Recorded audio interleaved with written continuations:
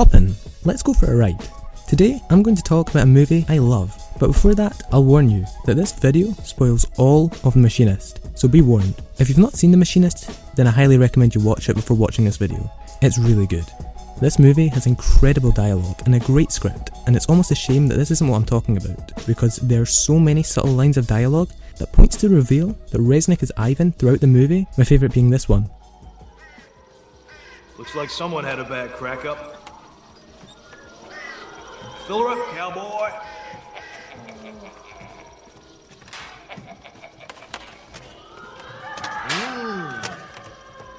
Won't be eating there anytime soon, eh, Nicholas?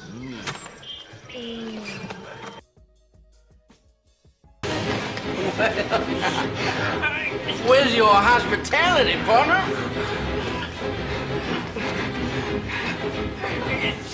God! No one walks in, they might get the wrong idea. This is a great way to reveal characterization, but I'll do you one better, because I believe the best way to communicate character is through cinematography. Firstly, let's examine how a character choice is shot in a movie like The Machinist compared to a blockbuster.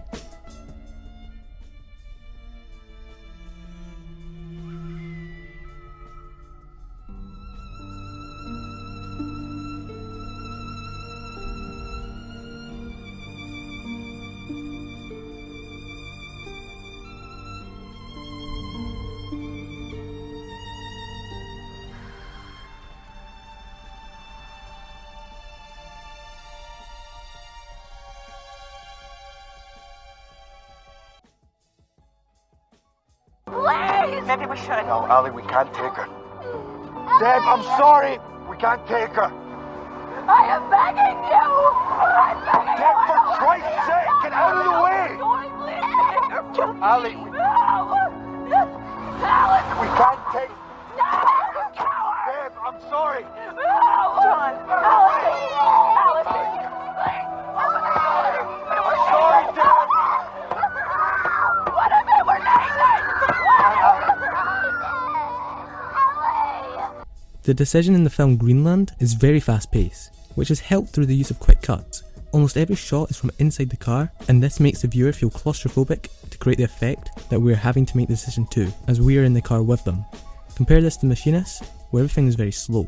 In fact, it's all shot in slow motion. We're not in the car, and there's no dialogue. This is useful, as where many blockbusters rely solely on dialogue to convey the high importance of a decision, the Machinist only needs score and slow-mo to make a scene poignant. You want to believe. You take the red pill, you stay in Wonderland, and I show you how deep the rabbit hole goes. I'm not saying there is anything wrong with using dialogue, but so much can be done through directing and cinematography, and that's what we're looking at today. But I know what you're thinking, okay, that's just one example, you're right.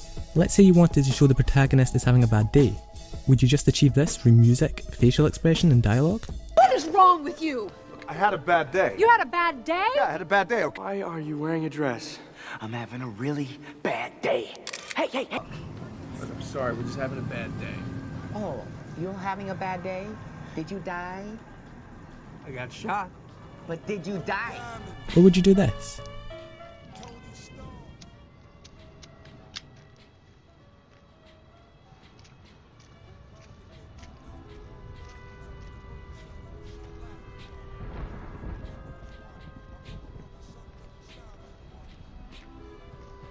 By framing your incredibly ill-looking skinny actor in this unflattering wide shot, we see how small he is in this world.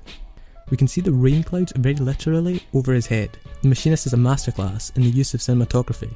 It's not a very attractive movie, which is why I think the cinematography is so underrated. But I think Roger Deakins is absolutely correct here. I always try and put it in a context that is believable, you know, that the audience feels that this is a real world that they're in, not something that is just there because it looks attractive or, you know, it's clever. The role of the cinematographer is not really to make a beautiful looking movie, but to convey the story and invest us with the character. Even look at the beginning, when he's sneaking around trying to get rid of the body. We're placed there too with him, almost hiding. The camera is placed low and relatively hidden, which is a very effective way of connecting us as a viewer with the protagonist very quickly, which is important in a movie where the protagonist isn't saving the world or curing cancer, but is instead losing their grip on reality. We need to be invested with the character. This is what separates a mediocre movie with a great one. The ability to invest the audience in a character without even needing to use dialogue or techniques like save the cat or kick the dog is a skill that all cinematographers and directors should strive to do. But in a movie like this, the cinematographer has one more important job: to convey a theme. How does he do this? Let's take a look at the airport cafe scenes. When he's speaking to Maria towards the beginning of the movie, it's just him and her in focus, nothing else. However, by the end of the movie, when we find out Maria doesn't actually exist, everything is in focus. This is called selective focus. This helps visualise a character's emotional or psychological connection to a physical space by varying the degree of blurriness to show it during key moments of the story. This technique is used very well in the movie Elephant, which is another movie I highly recommend.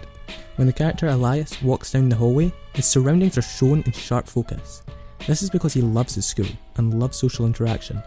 However, when Michelle walks down the hall at the exact same time, everything around her is blurry. For her, school is crap and full of rejection. This is a simple technique, but gives us a very different effect for each character. In The Machinist, the same technique is being used, just to represent the different mental state of the character from the beginning to the end of the movie. As by the end everything else is now in focus, it shows us, as the audience, that this is reality, and these are not fuzzy lifeless beings behind him, as they were at the beginning, but instead these are real people. And The Machinist can be split into two sections, white and green. Let's start with white. This is the first 2/3 of the movie when the colour grading is very white. It's pretty much as close as you can get to a black and white movie, without it actually being black and white. This is representing the fact that there is at least some normality within Resnick's life. Within this section of the movie, every shot without fail is either a low angle or neutral. Why?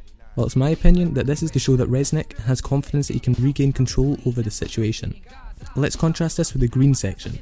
Everything here, in the last third of the movie, is high angled or neutral. This is to show the character is losing control, as the effect of a high angle camera position is to emphasise the weakness in a character. The high angle makes the character feel helpless. The effect of dividing the movie into these two primary colours is up for your interpretation. My opinion is the white is just there to show he's practically dead, with the green being used leading into the third act to sort of give us a Matrix feel, as the life he is living isn't really real and is a simulation of sort. That isn't the only Matrix symbolism used in the movie, however. I'd argue the red car is also inspired by the Matrix. That they will fight to protect it. Were you listening to me, Neo? Or were you looking at the woman in the red dress? I was... Look again. Freeze it. Anyway, that's my thoughts on the cinematography in The Machinist. Feel free to leave your thoughts down below, and stay safe out there.